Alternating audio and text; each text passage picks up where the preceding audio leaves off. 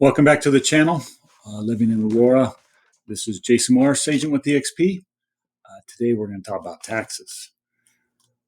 As we all know, taxes always go up, and they sure have done that to us for this year. So a lot of information to share. I'll see you on the other side.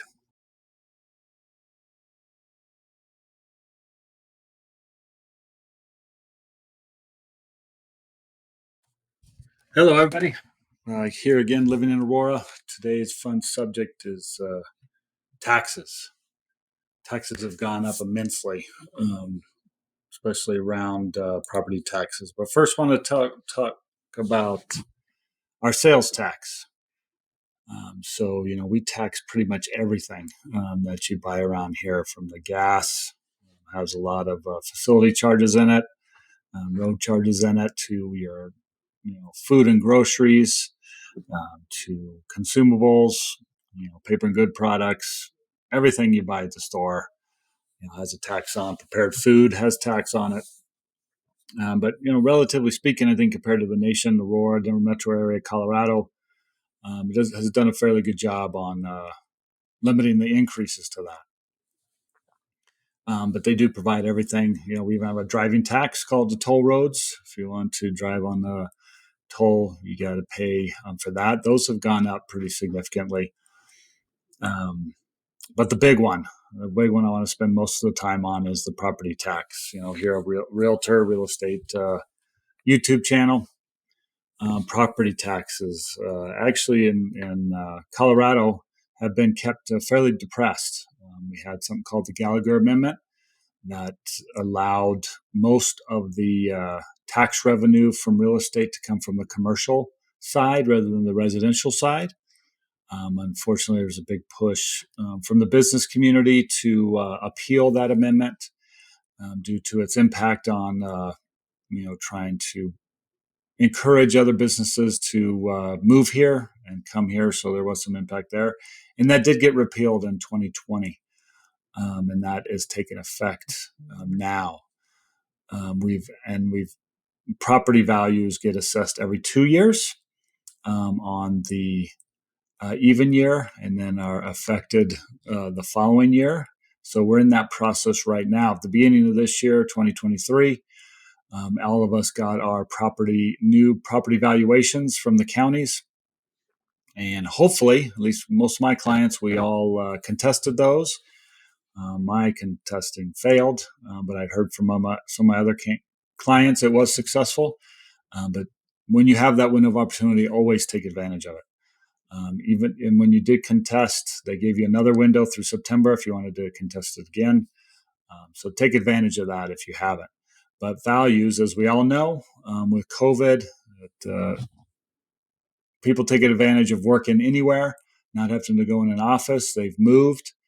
A lot of them came here to metro area, to Aurora. We saw our home values increase 20% 2 years in a row.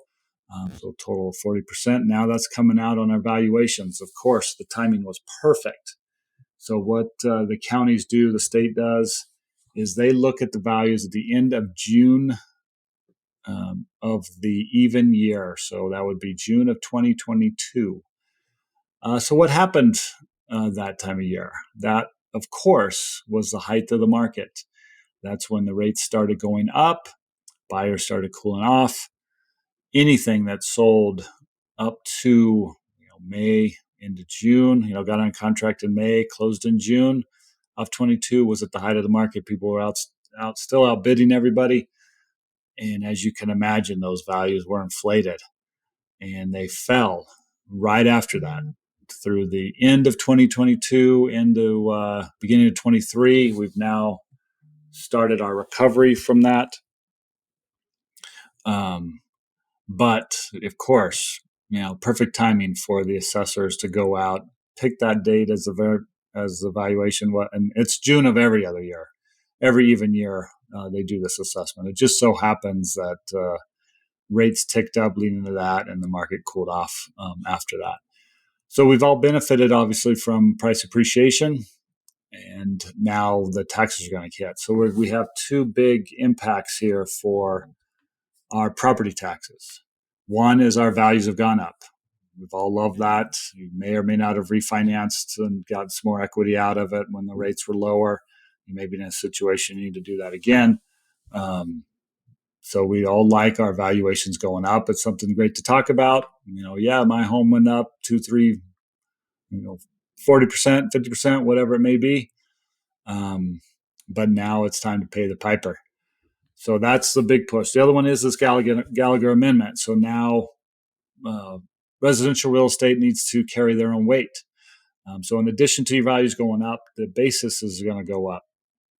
So there's two other pieces that happen. So there's three altogether in property taxes. One is your value, then it becomes your assessed value. So that's a factor of your true value. They put a factor on it to reduce it down to an assessed value.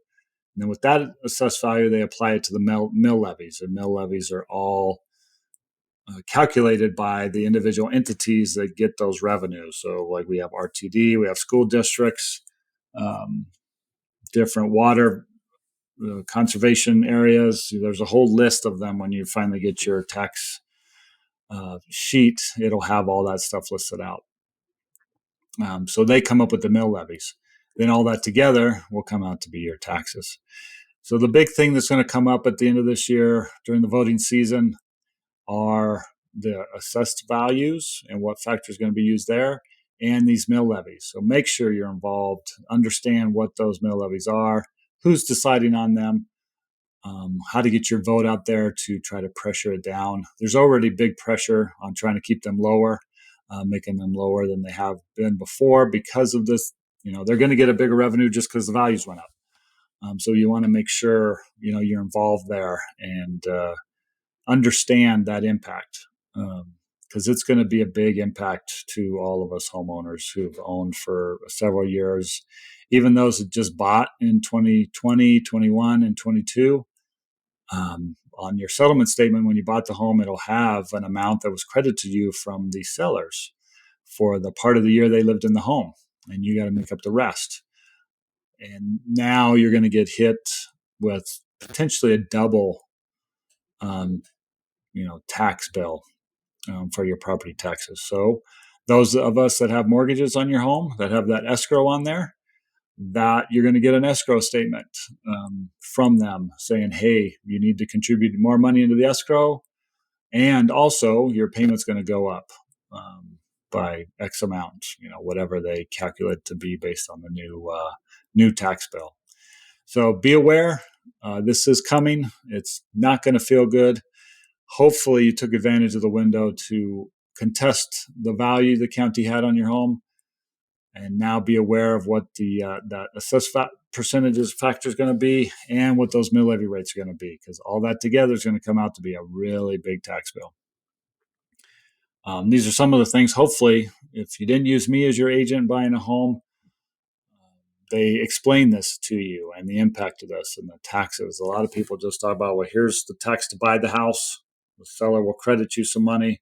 Buyer, you need to make up the difference in the year. Your mortgage company is going to take some of that at the closing. It's all laid out in your settlement statement. But what about year 1, 2, 3 after you own the home?